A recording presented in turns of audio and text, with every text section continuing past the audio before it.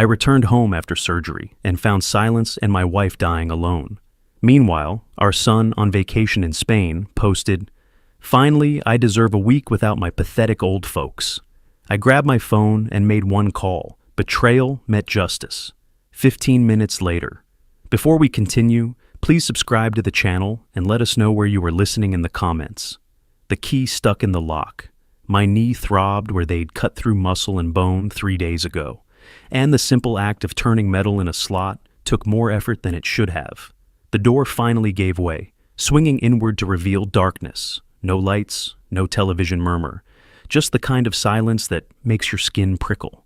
I stepped across the threshold, pausing to let my eyes adjust.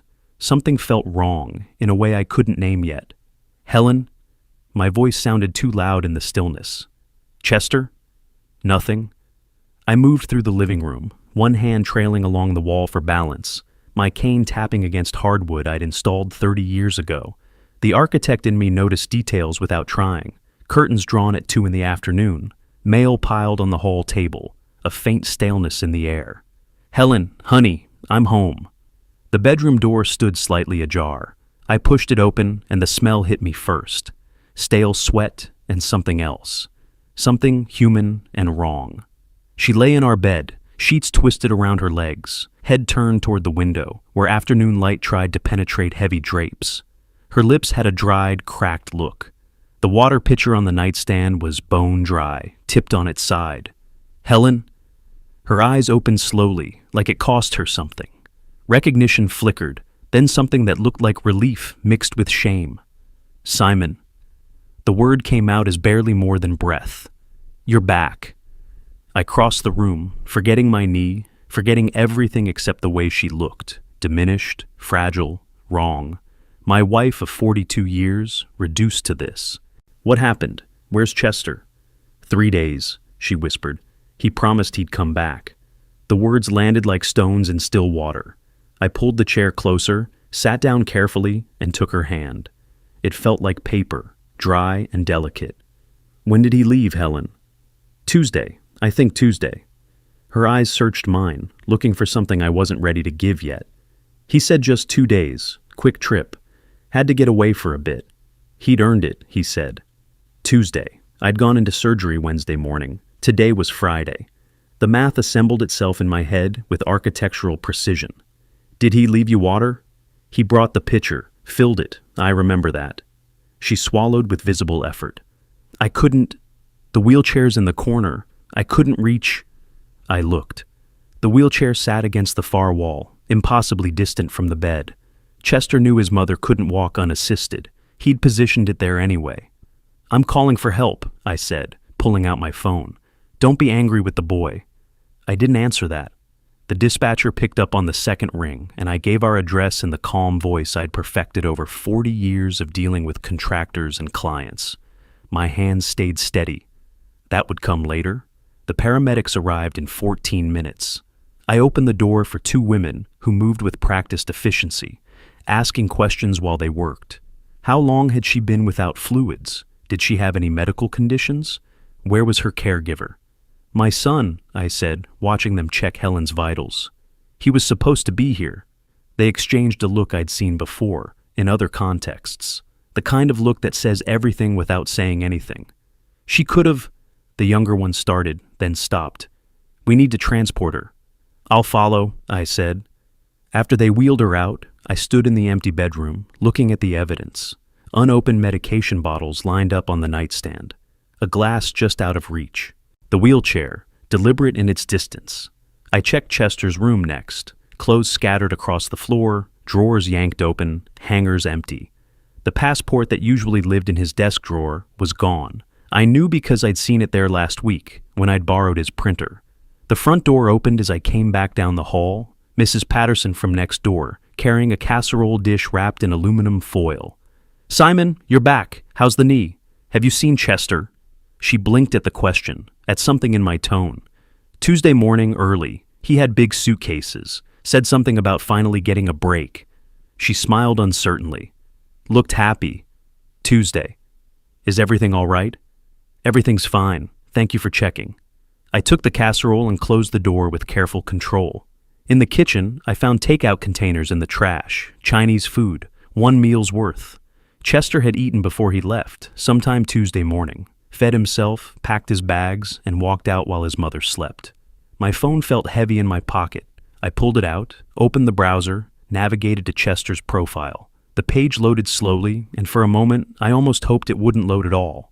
Then the images appeared: bright sun, turquoise water, a cocktail glass sweating condensation, Chester's grin, wide and carefree, sunglasses pushed up on his head. The location tag said, Barcelona. The post was 2 hours old. I scrolled to the caption. Finally a week without the pathetic old folks.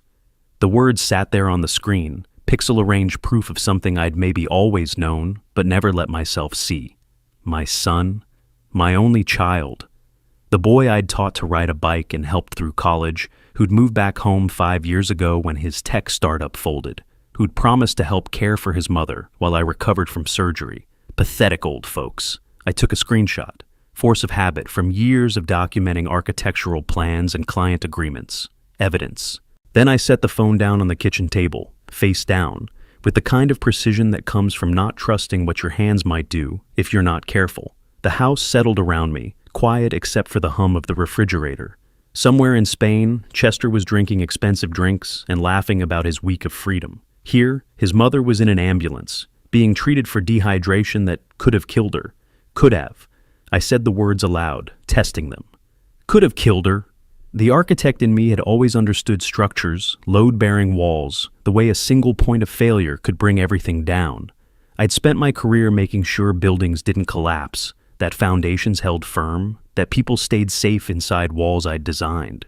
Chester had wanted a break from the burden of caring. He'd wanted freedom from obligation, from the weight of elderly parents who slowed him down and reminded him of mortality and responsibility. I set the phone down carefully, very carefully. My hands weren't shaking anymore. The hospital coffee was terrible and cold by the time I got around to drinking both cups. I'd bought 2 that morning, one for Helen, one for me. But she'd been sleeping when I arrived, and the nurse said to let her rest. So I sat in the corridor near her room, watching morning light stream through tall windows, and drank both cups while they went from lukewarm to cold. Bitter. Like the clarity that had settled over me sometime around 3 in the morning. I'd spent the night in a chair beside Helen's bed, listening to machines beep and watching fluids drip through tubes into her arm. The doctor said she'd be fine, dehydrated, exhausted, early signs of bed sores, but fine. Another day, and the outcome might have been different. Might have been. Around 8, Helen's eyes opened. She looked at me, and I watched recognition move through confusion to understanding. She knew that I knew. The truth sat between us like a third person in the room. "You saw his post," she said. I didn't answer right away. There wasn't much to say. "He didn't mean it. He's young, frustrated. She swallowed, and I poured fresh water into her cup, held it while she sipped. "We're difficult. You almost died, Helen." "But I didn't, and he's still our son. Promise me you won't—" "Rest," I said, squeezing her hand. "Please, just rest." She studied my face, looking for something. Whatever she found there made her close her eyes again. I stayed another hour, then told the nurse I'd be back later. The drive home took 20 minutes. My knee complained as I worked the pedals, but the pain felt distant, manageable. Everything felt manageable now, in a way it hadn't 12 hours ago. I pulled into the driveway and noticed Chester's car was still in the garage. Of course, he'd taken an Uber to the airport. Efficient. The kind of planning that goes into a successful escape. Inside, the house looked different in daylight. I'd been too focused on finding Helen yesterday to notice smaller details. Now I saw them. A coffee mug in the sink, Chester's laptop charger still plugged into the kitchen outlet, his favorite hoodie draped over a chair. And then I heard the refrigerator close. I turned. A woman stood in my kitchen, holding a yogurt and one of Helen's good silver spoons. Mid-30s, dark hair, wearing one of Chester's old college sweatshirts like it belonged to her. "Oh," she said, not looking particularly surprised. "You're back. Helen okay?" It took me a moment to place her. Stephanie, Chester's girlfriend. No, fiancée now, wasn't it? He'd mentioned her a few times, usually when he needed money for dinner or concert tickets. Why are you in my house? She raised an eyebrow, spooning yogurt into her mouth with Helen's silver. Chester's house, technically, eventually. She laughed, a short sound without much humor. I'm staying in the guest room. He said it was fine. He doesn't own this house. Yet. She set the yogurt down, leaned against the counter like she'd done it 1,000 times. But we both know he will. Old people don't live forever. The words hung in the air between us. I'd spent 40 years negotiating with contractors, dealing with difficult clients, managing conflicts with the kind of calm professionalism that kept projects on schedule. That training kicked in now, smoothing my voice into something flat and even. Get out! Make me! She smiled, and it wasn't a pleasant expression. Oh wait, you can't. Chester lives here, I'm his guest. This is my house, I built it, I designed every corner. And Chester's your only child, heir, sole beneficiary. He told me all about the will. She examined her nails, casual. It's sweet, really. You leaving everything to family. Things change. Not wills, not at your age. Too complicated, too expensive. She picked up the yogurt again. Besides, Chester said you're old school. You'd never cut off your own son. I moved carefully toward the study, each step measured. You'd be surprised what I can do. Where are you going? My study. Feel free to let yourself out. Behind me, I heard her laugh again, heard the refrigerator open and close, heard her moving through my house like she had every right, like it was already hers. In the study, I closed the door and stood for a moment, letting my breathing settle. The safe was behind the bookshelf, hidden in a cavity I'd designed into the wall when I'd built this place. Only Helen and I knew about it. The combination was our wedding date, which Chester had never bothered to remember. The door swung open with a quiet click. Inside, among other documents, was the will. I'd drawn it up 15 years ago, when Chester graduated college and we'd still believed he'd make something of himself. Everything split between Helen and Chester, with Chester getting the house when we were both gone. I pulled it out, carried it to the desk, laid it flat under the green-shaded lamp. The paper looked official and permanent, all those legal words arranging our lives into neat categories and clauses. Sole beneficiary. I left the will on the desk and pulled out my phone. Angela Ray had been my attorney for 20 years, handling everything from business contracts to estate planning. Her number was in my contacts under legal. She answered on the third ring. Simon, is everything all right? It's late. I glanced at the clock. 7:30. Not late, but later than I usually called. I need to change my will, completely, remove my son. Silence on the other end, the kind that means someone's recalculating. That's significant. Can this wait until normal business hours? No, tomorrow morning, first appointment. This is urgent. Another pause. When Angela spoke again, her voice had shifted into a different register, the one she used for serious legal matters. Understood. 9 a.m., my office. Bring current documents and identification. I'll be there. Simon, she said, and something in her tone made me stop. These kinds of changes, are you certain? I've never been more certain of anything. After I hung up, I sat in the darkness of my study, the will still on the desk in front of me, Stephanie's movements audible somewhere in my house. The document represented 40 years of building something, of believing family meant protection and continuity. Chester had been the foundation of that belief. Foundations could be rebuilt. I'd done it before with buildings that needed saving. You exposed the damage, cut away what was rotten, and poured new concrete. By this time tomorrow, that piece of paper would mean nothing. And Chester, he'd finally gotten his break. Permanent. Angela Ray's waiting room smelled like leather and old money. I sat in one of those expensive chairs that made you feel important, or at least like your problems were worth expensive solutions. Through the glass door, I could see Angela's mahogany desk, the walls lined with legal texts that probably cost more than most people's monthly rent. I'd arrived 15 minutes early. The manila envelope on my lap contained everything. Screenshots printed in color, Helen's hospital discharge summary, the old will with Chester's name highlighted as sole beneficiary. My knee throbbed, a dull reminder of surgery that felt like it had happened months ago instead of days. The receptionist smiled at me over her computer. She's ready for you, Mr. Watkins. Angela's office was exactly what I'd expected. Professional, efficient, the kind of space where serious things got done. She stood when I entered, shook my hand with the right amount of firmness. "Simon, please sit." She gestured to a chair across from her desk. "Tell me exactly what happened. Start from when you got home." I arranged the documents on her desk in chronological order. Timeline first, medical records second, social media evidence last.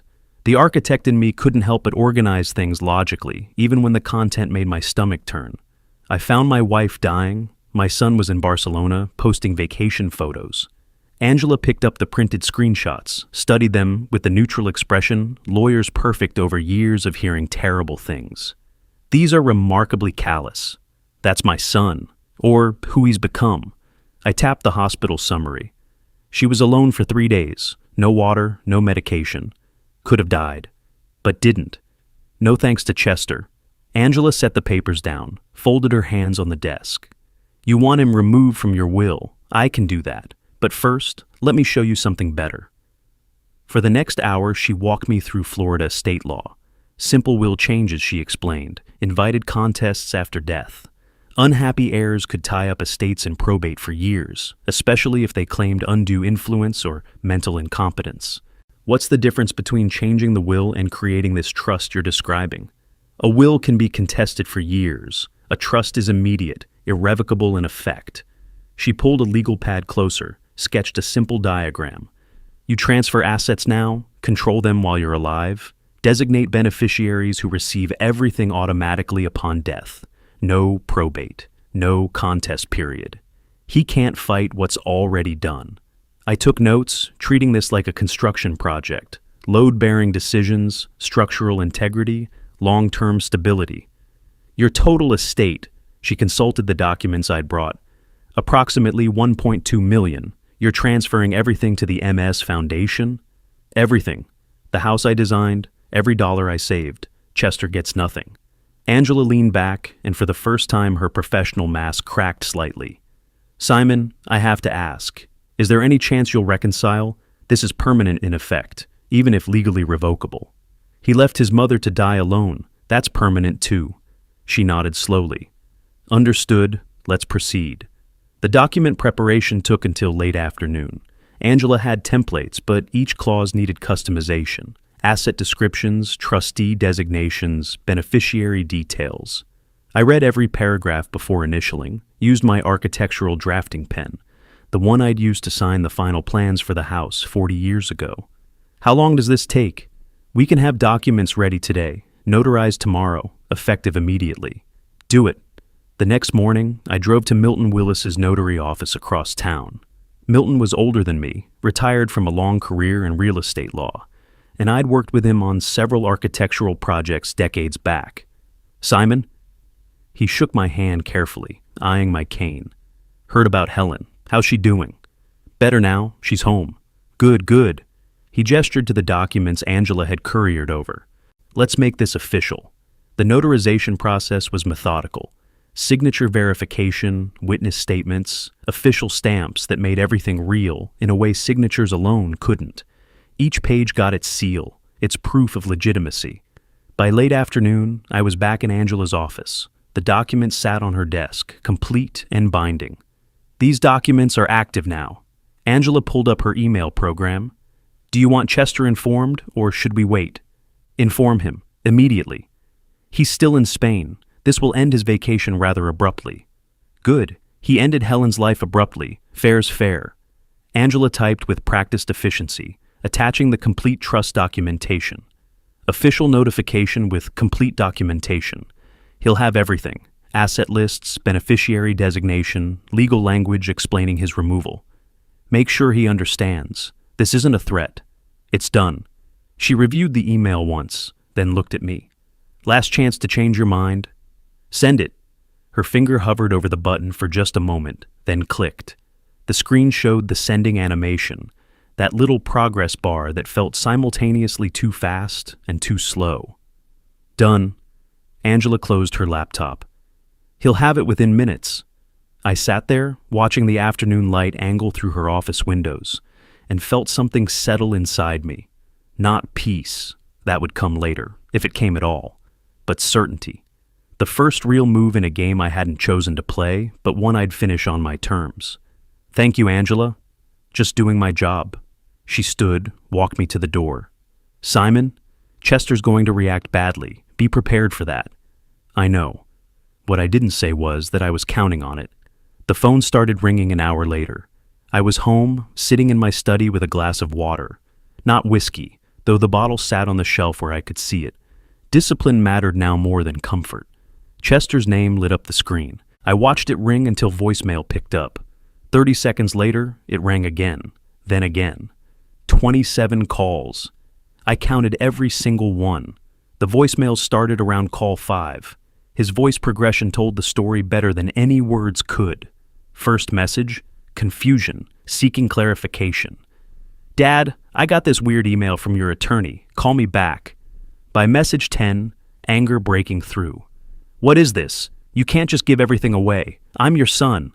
Message 15, desperation creeping in. You're making a huge mistake. Stephanie's talking to lawyers. You can't just steal my inheritance. I listened to them all while watching the sunset through my study window. Each message another piece of evidence, another demonstration of who Chester really was when he didn't get what he wanted. The texts came next. Stephanie joined in, her messages shorter, angrier. You're a cruel old man. That house belongs to Chester. We'll fight this. I set the phone face down on the desk and went to make dinner. Helen came home the next morning. I'd hired Maria, a professional caregiver with 12 years of experience with MS patients. She arrived at 8, carrying a medical bag and an air of competent calm that immediately made the house feel different.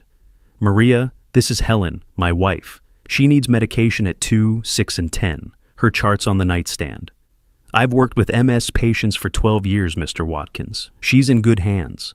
Helen looked up from the bed, her voice still weak but clearer than it had been. Is Chester coming by today? The question landed in my chest like a weight. He's been traveling. He'll visit when he can. Maria read the tension in my non-answer, gave Helen a gentle smile. Let's get you comfortable, Helen. Can you tell me about your medication schedule? I left them to it and went back to the study. The waiting was the hardest part. I knew Chester would come. Emergency flight from Barcelona to Tampa, then the drive down to Sarasota. Expensive, last minute, probably wiping out whatever money he had left. The thought didn't bother me at all. He arrived on the 6th evening, just after 7. I heard the car door slam, then his key in the lock. He still had his key, still had access but no ownership. The irony wasn't lost on me. Where are you? His voice carried through the house. Dad! I stood in the living room, positioned carefully so my back was to the hallway, not the wall. Physical space mattered in confrontations. You're back early. Barcelona not agree with you? He appeared in the doorway. 10+ hours on a plane showed in every detail. Bloodshot eyes, wrinkled clothes, hair unwashed and pulled back into a sloppy ponytail. Stephanie followed a step behind, looking uncertain for the first time since I'd met her. Don't! Chester's voice shook. Don't you dare joke. What did you do? The trust, the foundation, everything to charity? I made arrangements for my estate. Adults do that. Your estate? That's my inheritance. You can't give it all away. Actually, I can. I did. I kept my voice level, conversational even. The calm seemed to enrage him more than shouting would have. This is because of Mom. She's fine. She's home now, right? No thanks to you. You left her to die. I didn't. It was just a few days. I needed a break. The word break hit something cold in my chest.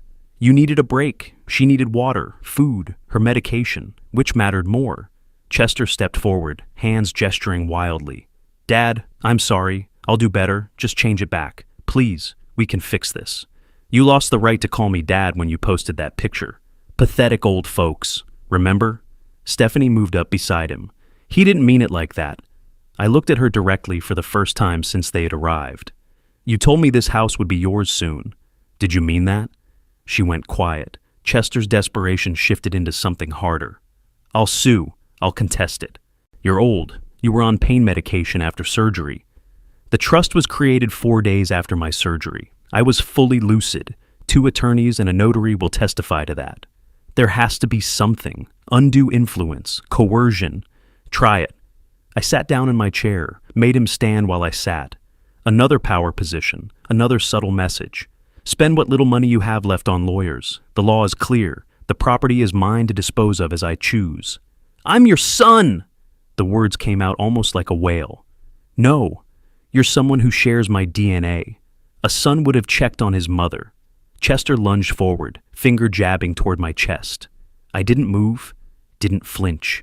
Behind me, I heard Maria's voice from Helen's room, concerned and professional. Mr. Watkins, is everything all right? I kept my eyes on Chester. Everything's fine, Maria, I called back. Then, quieter, just for Chester, you should leave now. Before you do something you'll regret even more than Barcelona. I woke early the next morning to silence, broken only by Maria's quiet movements in Helen's room. The confrontation with Chester felt like something from another lifetime, though it had been less than 12 hours. I stood in the kitchen, coffee cooling in the cup I'd forgotten to drink, and understood what the silence meant. Chester and Stephanie were still here, still asleep in the guest room. They hadn't left. They weren't going to leave. This was going to be a siege. The next 2 weeks unfolded in a kind of toxic choreography. We avoided each other but shared the same space, passing in hallways without speaking, hearing each other through walls we couldn't escape. Chester made phone calls from the guest room, his voice rising and falling in frustration. I'd hear snatches through the thin walls, words like undue influence and diminished capacity and has to be something. One afternoon, I heard a phone hit the wall. Then Chester's voice, raw, useless, all of them. Stephanie played music loudly, left dishes in the sink, tracked mud across floors Helen had kept pristine. Passive-aggressive warfare, the kind that can't quite be called out but grinds on you anyway. I focused on Helen, spent hours in her room while Maria worked, reading to her from old architectural journals she used to tease me about. Still boring after all these years, she'd say, back when she could. Now she just lay there, eyes closed, breath shallow. Maria pulled me aside one morning in mid-February. Her vitals are stable, but she's fading. It's not dramatic, just gradual. I knew, had known for days, maybe weeks. The way Helen squeezed my hand had changed. Less strength, more desperation, like she was trying to hold on to something slipping away. Simon? Her voice barely a whisper one evening. I'm here, right here. Chester, don't be too hard. I paused, choosing my words carefully. Rest now, everything's handled. Her fingers tightened weakly around mine. Love you, always, always. Sleep now. She did. For the next 2 weeks, she slept more than she woke, ate less, spoke not at all. Maria updated me daily with the clinical details, but I could see it myself. Helen was leaving, one breath at a time. March 2nd, early evening, Maria appeared in my study doorway. Simon, now. I followed her to Helen's room. The change in breathing, I'd heard about it, but experiencing it was different, shallow, irregular, like her body had forgotten the rhythm. I sat beside her, took her hand, talked quietly about our life together, the house I'd designed for her, the way she'd always known when I needed coffee, 42 years of small moments that built something larger than either of us alone. She didn't respond, didn't open her eyes, but her hand stayed in mine. Then, without drama or gasping, the breathing stopped. Just gradual stillness, then silence. Maria checked her pulse, looked at me, shook her head gently. I sat there for an hour, still holding Helen's hand, before I called the funeral home. Chester and Stephanie were somewhere in the house. I'd heard the television earlier. I didn't tell them, not yet. Not until I'd made the arrangements, chosen the casket, handled the details with the calm precision Helen would have expected. The funeral was 4 days later. Small service at a local facility. Just the space, nothing else. 10 people attended. Elderly neighbors, a few of Helen's former co-workers, Maria. I delivered a brief eulogy about Helen's strength and grace, kept it together because falling apart wouldn't honor her.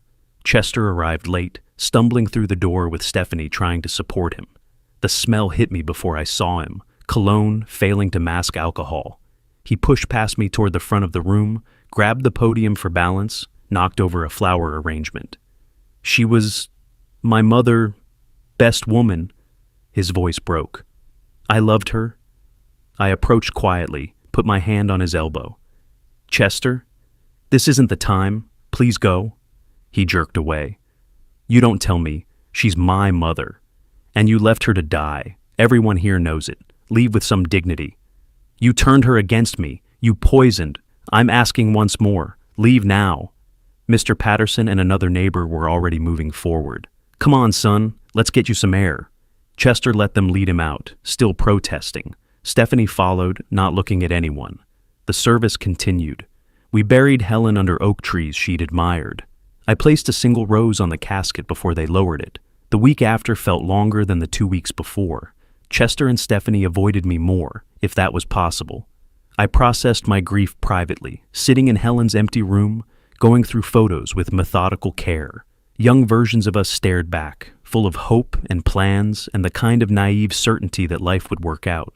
I placed the photos in a box, closed it, filed it away properly. Then I went to my desk, pulled out Angela Ray's business card, and picked up the phone.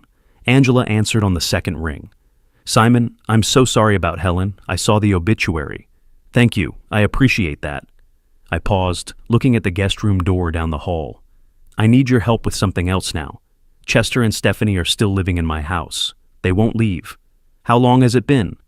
3 weeks since the confrontation, a week since Helen's funeral." Papers rustled on her end. "Okay. Florida law is clear here. You need to serve them formal notice, 15 days to vacate. After that, if they refuse, we file eviction proceedings." "How long until they're physically out of my house?" "Realistically, if they don't leave after the court orders it, sheriff's removal takes a few days. 6 weeks total from today." 6 weeks. 6 more weeks of footsteps overhead, of hostile silences, of Stephanie's music and Chester's late-night drinking. Then we do it right, start the paperwork. The notice went out March 11th via certified mail. Milton Willis handled the sending. Everything documented, trackable, official. Chester signed for it on the 12th. I know because I had the tracking number, watched it update online. Delivered, signature required, received. I heard him crumple the notice, throw it across the kitchen. "Evict me? Your own flesh and blood?" I didn't look up from my newspaper. My flesh and blood left his mother to die. The courts don't care about DNA. "Where am I supposed to go? We have no money. You had money for Barcelona. Figure it out." Stephanie tried diplomacy for the first time since Helen's death. "Simon, please. We can pay rent. We'll contribute." "No, this isn't negotiable. You have until the 26th. I marked the calendar in my study. Each day, a small X. March 14th, 15th, 16th. The house felt like it was holding its breath, waiting. They didn't leave. March 26th came and went. I took photos through my study window, Chester's car in the driveway, lights on in the guest room. Documentation. Mrs. Patterson from next door signed a statement confirming their continued presence. I called Angela the next morning. "They're still here. You want to proceed with the lawsuit?" "Immediately. I've documented everything." "Okay, I'll file tomorrow morning. You'll need to be present for the hearing." I wouldn't miss it. The lawsuit filed March 27th. The hearing got scheduled for April 15th, 19 days away. The legal machinery had started grinding, slow but inexorable. April 1st, a process server appeared at my door. Professional woman, clipboard, and legal papers. "Is Chester Watkins present?" "Guest room, down the hall." She knocked. Chester opened the door, shirtless, confused. She handed him the papers. "You've been served. Have a nice day." He stood there holding them, reading, face going through stages of disbelief. "You're actually suing me, your own son. You made your choice in Barcelona. I'm making mine now. Mom would be ashamed of you." I finally looked up from the newspaper I'd been pretending to read. "Your mother asked me not to be too hard on you, but she also asked you not to leave her alone. We both broke promises." He retreated to the guest room. I heard raised voices, Stephanie's frustrated tone, Chester's defensive responses. "April 5th, Angela called. You got countersued. Chester's claiming you were mentally incompetent when you created the trust. I'd been expecting this. Desperation makes people predictable. I was 4 days post-surgery, knee replacement, local anesthetic, some mild pain medication. Were you impaired during our meeting? You were there, was I? You were sharper than most clients." Her voice carried certainty. "We have witnesses, me, Milton, my paralegal, plus video timestamp from office security showing you lucid and deliberate. So he can't win. He can try, but this is desperation, not a legitimate legal strategy. It'll fail. Question is whether you want to countersue for frivolous litigation. I considered it. More legal fees for Chester, more pressure, more consequences. Let's see how the eviction hearing goes first. Fair enough. Start gathering every piece of documentation you have, medical records, pharmacy receipts, anything proving you were clear-headed after surgery. Already done. I had boxes organized by date in my study. Every prescription, every follow-up appointment, every lucid conversation documented in Maria's care notes. Of course you do. Angela actually laughed. Simon, we're going to bury this claim, and then we're going to bury him in that eviction hearing. I smiled for the first time in weeks. That's the plan. I stood in my closet the week before the hearing, selecting a suit. Navy blue, conservative, respectful. Not for Chester, for the judge. On my desk sat 3 binders, witness statements, medical records, timeline documents. Angela had called my preparation overkill. I'd called it architecture. Every detail mattered when building a case.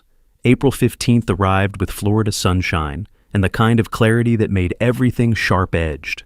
The Sarasota County Courthouse smelled like floor polish and anxiety. Angela and I arrived 30 minutes early. Chester and Stephanie showed up 12 minutes late, trailing a young attorney who looked fresh from law school. Judge Martinez was middle-aged, efficient, the kind of person who'd heard every excuse twice. She read through the filings quickly while we waited. Mr. Watkins, you're evicting your son from your home. Can you explain why? I kept my voice level. Your Honor, Chester Watkins abandoned his bedridden mother for a vacation overseas. She nearly died from neglect. He's not my son in any meaningful sense anymore. Chester's attorney stood quickly. Objection. Irrelevant to the eviction proceeding. Overruled. Judge Martinez didn't look up from the documents. It establishes why there's no informal family arrangement. Mr. Watkins has legal right to his property. Angela presented our case like she was building a wall, brick by brick, certified mail receipts, timeline documentation, no lease agreement, no rent payment history. Chester's attorney tried the hardship angle. Nowhere to go, family dispute, not legal matter, but it fell flat against the evidence. The ruling took less than 20 minutes. Chester Watkins must vacate the property by May 15th, 30 days from today. Chester shot to his feet. This is my home. Judge Martinez's eyes went cold. Sir, one more outburst and I'll hold you in contempt. This is my courtroom. He sat down. I remained silent throughout, letting the law speak for itself. The competency hearing came a week later, April 22nd. Same courthouse, different room, bigger, more formal, higher stakes. Chester's attorney presented their case first. My age, 68. The surgery timing, 4 days post-operation. Pain medication records showing prescriptions filled. Then Angela began dismantling it. Medical records. I'd been prescribed only mild over-the-counter pain relievers, not narcotics. The surgeon's affidavit, minor procedure, local anesthetic, no expected cognitive impairment. Security footage from Angela's office building, timestamp, February 12th, showing me clearly articulate and purposeful, asking detailed questions, making specific decisions. Milton Willis took the stand next. Mr. Willis, in your professional opinion, was Simon Watkins competent when signing the trust documents? Absolutely. Milton's voice carried decades of authority. I've notarized thousands of documents. Mr. Watkins understood every clause, asked specific questions, made deliberate choices. Textbook competency. Chester's attorney tried. But he was 4 days post-surgery. A knee replacement with local anesthetic, not brain surgery. His mind was perfectly clear. Angela testified last, walking the judge through every interaction we'd had. My specific instructions. The questions I'd asked. The legal concepts I'd grasped immediately. Judge Thompson, older than Martinez, more formal, reviewed everything with careful attention, then delivered his ruling. This court finds no credible evidence of diminished capacity. The medical testimony is clear. Minor procedure, minimal medication, no cognitive impact. The video evidence shows Mr. Watkins articulate and purposeful. Claim dismissed with prejudice. Mr. Chester Watkins is barred from refiling this claim. Chester's head dropped into his hands. I heard a sound, something between a sob and a gasp. Stephanie put her hand on his shoulder. I stood, collected my binder, and walked out without looking back. Early May brought their final desperate move. I'd installed security cameras after Chester moved back in. Just basic doorbell models, but they covered the driveway and mailbox. May 1st, I went grocery shopping. When I returned, Mrs. Patterson flagged me down. "Simon, I saw Stephanie at your mailbox earlier. Looked like she was going through your mail." I thanked her, went inside, and pulled up the security footage. There it was. Stephanie watching my car leave, walking to the mailbox, sorting through envelopes, looking over her shoulder repeatedly. May 3rd, I called the police non-emergency line. 2 officers arrived that afternoon. I showed them the footage, explained the situation. They interviewed Stephanie while Chester was out, apparently at a job interview, though I doubted that would lead anywhere. "Ma'am, why were you going through this mailbox?" Stephanie's voice wavered. "I was checking if my mail had arrived. I'm staying here temporarily." "Do you have legal residence here?" "Chester lives here." "I'm with Chester. Mr. Watkins says Chester is being evicted. You're not supposed to touch this mail. Clear?" "Yes." "Clear." The officers wrote up a report. Federal mail interference, 18 U.S.C., made reference 1708. Not enough for criminal charges, but enough for an official record. They warned Stephanie not to touch the mailbox again. I filed the police report in my binder with everything else. The days crawled toward May 15th. The house atmosphere had moved beyond toxic into something else. Defeated acceptance. Chester stayed in the guest room mostly, barely speaking. Stephanie packed systematically, reality settling in. May 10th, a small moving truck appeared in the driveway. I watched from my study window as they loaded boxes and furniture. Chester's furniture now, I supposed, whatever he'd bought over the years. They were careful not to take anything that had been Helen's. The day after Chester moved out, I sat in my study with a private investigator's report. I'd commissioned it back in April, during the court battles. $800, money well spent for information Chester never knew I was gathering. The report was thorough. Chester and Stephanie's new address, a 1-bedroom apartment in Northport, 30 miles south, cheap area. Monthly rent, $1,100. Stephanie's new job, retail at a department store, $13 an hour. Chester's employment status, unemployed, job hunting. There was more. The house I'd given Chester 5 years ago, the one he'd lost to a property owner named Herman Olson in a poker game. The PI had tracked that down too. Herman Olson, 53, professional gambler, owned 6 rental properties across Bradenton, lived at 847 Palm Avenue. I'd spent the week planning. Now, May 20th, I drove north toward Bradenton. Herman's house was nice. 2-story Mediterranean style, well-maintained yard, expensive cars in the driveway. The kind of home that came from successful business, whether legal or not. He answered the door himself. Big man, solid, with the kind of handshake that meant something. "Mr. Olson, I'm Simon Watkins. I believe you won a house from my son in a poker game." He studied me for a moment, then nodded. "Come in." His living room was comfortable, professional. I noticed the poker table visible through an archway, green felt, good lighting. This was where Chester had bet everything on nothing. "Your son's a terrible poker player," Herman said, pouring coffee I hadn't asked for. "Worst I've seen." "He's terrible at a lot of things. Poker's just one of them." Herman smiled slightly. "I'm guessing you're not here for sympathy." "I'm here to buy the house back. It's not for sale. Good property, decent rental income." I pulled out the deed from my briefcase. When I gave that house to Chester 5 years ago, there was a deed restriction. No transfers for 10 years without my consent. Herman's expression shifted. "I didn't see any restriction. My attorney checked." "Check again. Section 4, Clause B. It's recorded with Manatee County, public record since 2020. He took the document, read carefully. His jaw tightened.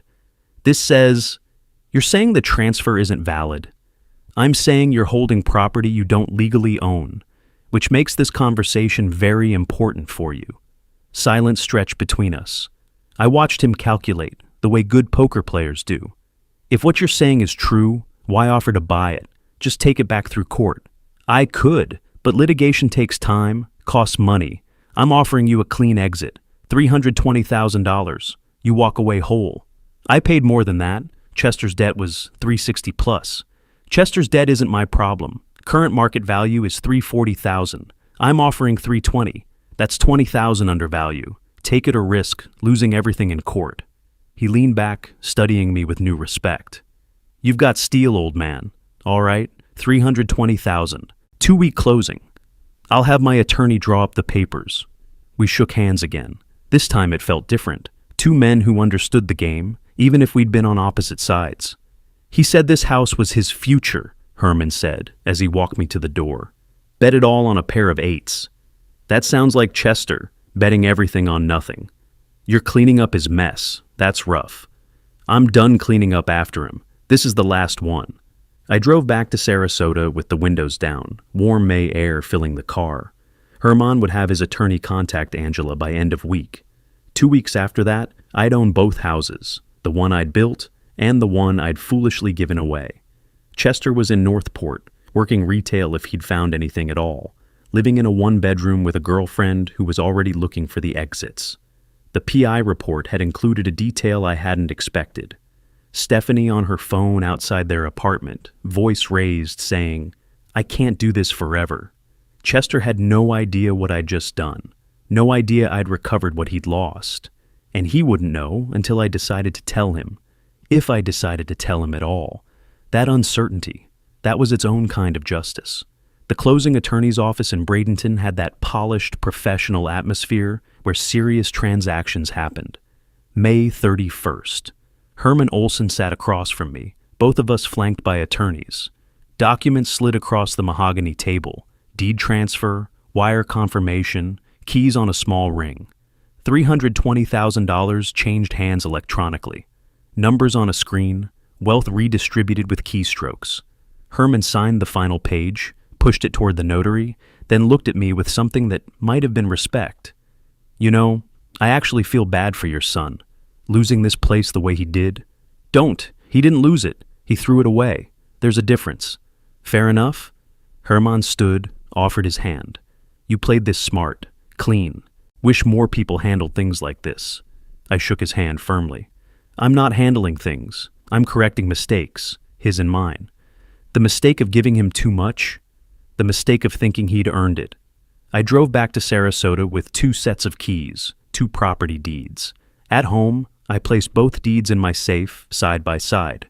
One house I'd built with my own hands. One house I'd given away foolishly and now recovered. Combined value, over $1 million. Chester had no idea. That ignorance was about to become useful.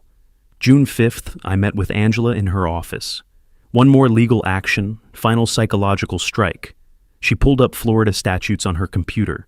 "Tell me what you're thinking." Filial responsibility. Statute 742.031. Adult children financially responsible for parents' medical care under certain circumstances. Angela leaned back, studying me. "Simon, this claim is weak. Florida filial responsibility is rarely enforced. Judges don't like it. You paid for Helen's care voluntarily. Hard to prove necessity under the statute. You likely can't win this." "I don't need to win. I need him to think he could lose." Understanding crossed her face. "You're weaponizing the legal system for psychological warfare. I'm using every tool available, just like Chester used my trust when he abandoned his mother." She drafted the letter over the next hour. $47,000 in medical costs, Nurse Maria's wages, medications, medical equipment, doctor visits. Every receipt I'd saved, every invoice, itemized in legal language. Failure to respond within 30 days will result in filing lawsuit in Sarasota County Court. I reviewed the draft 3 times, made edits to strengthen the threatening tone, watched Angela seal the envelope, affix the certified mail label. The letter arrived at Chester's Northport apartment on June 6th. I didn't need to be there to know what happened next. Mrs. Patterson's nephew, the landlord, reported the highlights. Chester received the certified letter, had to sign for it. Opened it with Stephanie present. First paragraph informed him I'd repossessed the house he'd lost to Herman Olson. Second paragraph demanded $47,000 for Helen's medical care under filial responsibility statute. According to the landlord's account, Chester made frantic phone calls, legal aid hotlines, free consultation services. The responses he got were variations of the same theme. The statute exists. Application is complicated, depends on circumstances. You need representation. Representation he couldn't afford, which meant he couldn't afford to ignore the claim. Stephanie's response, as reported, "I can't do this anymore. This is your family, your mess." June 10th, late afternoon. I was in my study when the doorbell rang. Through the window, I saw Chester on my porch, thinner, disheveled, exhausted in a way that went beyond physical tiredness. I opened the door. He stood there, hands fidgeting, shoulders hunched. "Dad, please, can we talk? Please." I stepped aside, let him enter. We stood in the living room. I didn't offer him a seat. "Dad, I know I messed up, badly, but I'm trying. I'm working, You're working because you have no choice, not because you've changed. That's not fair. You don't know. I know exactly who you are. You showed me in Barcelona. You showed me every day your mother needed you and you weren't there." His voice cracked. "She forgave me. Before she died, she asked me not to be too hard on you. I'm not being hard. I'm being just. What do you want from me? Tell me what to do and I'll do it. I'll work forever to pay you back." I let the silence stretch, watched him squirm, then spoke with the kind of finality that closes doors permanently. "When you left your mother dying to take a vacation, you made your choice. I've made mine. The house you lost, I own it now. The debt I'm claiming, that's your burden to carry, even if it's only in your mind. So this is it? You're just done with me?" "I was done with you the moment I saw that post from Barcelona. This is just paperwork. You're my father, and Helen was your mother. You remember what you did to her? Live with that. I have to." I walked to the door, opened it. Chester stood there another moment, then left. I watched him drive away in a car that probably should have been in a junkyard years ago. The following week brought news through Mrs. Patterson's nephew. Stephanie moved out June 12th. Chester was alone now, barely making rent. He'd found work, Amazon delivery driver, $16 an hour. I sat at my desk, drafted an email to Angela. Withdraw the filial responsibility claim. I'd never intended to follow through. The weapon was the threat itself, not the action. Chester would spend months, maybe years, waiting for a lawsuit that would never come. That uncertainty, that fear, that was the point. Early July, I listed both properties for sale. The house I'd built sold in 11 days for $675,000. The recovered house took 3 weeks, sold for $335,000. Over $1 million in transactions, handled with the same precision I'd brought to architectural projects decades ago. I bought a modest condo in a senior community overlooking Sarasota Bay. 2 bedrooms, clean lines, more space than I needed. Cost me $245,000, left $765,000 from the property sales. Combined with my savings, $520,000 still sitting in accounts, I had $1.285 million, almost exactly what the estate had been worth before I'd transferred it to the MS Foundation. Angela helped me establish the Helen Watkins Memorial Foundation. Proper 501c3 incorporation, board of directors, mission statement, focused on providing in-home nursing assistance for families dealing with MS. The paperwork took 6 weeks. By mid-August, everything was official. August 15th, we held a small ceremony. 40 people in a downtown conference room, neighbors, Helen's former co-workers, Maria, representatives from local MS support groups. The Sarasota Herald-Tribune sent a reporter. I gave a brief speech about Helen's strength, her grace through difficulty, her belief that people should help each other.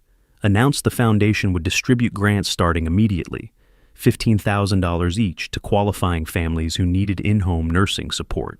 The first grants went out that week, 3 families, $45,000 enabling care that meant the difference between managing at home and institutional placement. Mrs. Patterson posted photos from the ceremony on Facebook, tagged me, tagged the foundation, added details about Helen's story, the devoted wife, the difficult illness, the husband who'd honored her memory by helping others. Chester saw it, according to the landlord, saw the ceremony photos, the grant announcements, the foundation bearing his mother's name, funded by the estate he'd expected to inherit. He didn't call, didn't show up, just saw it on a screen, absorbed the final accounting of what his choices had cost him. August 1st, Stephanie filed for divorce in Florida. No fault, no assets to divide, quick dissolution. 2 weeks later, it was final. Chester signed the papers without contest. He had nothing left to fight for, nothing left to fight with. I spent my days at the condo, volunteering with the foundation's administrative work, grant applications, family interviews, coordination with nursing agencies. Turned out the skills I developed managing architectural projects translated well to managing charitable operations. Late August evening, I sat on my condo balcony watching the sun set over Sarasota Bay. Coffee cooling in my cup, herb garden thriving in small pots along the railing. Simple pleasures, sufficient pleasures. Helen's photo sat on the side table. Our wedding day, young and hopeful. I looked at it, then looked at the bay, the expansive water reflecting orange and gold.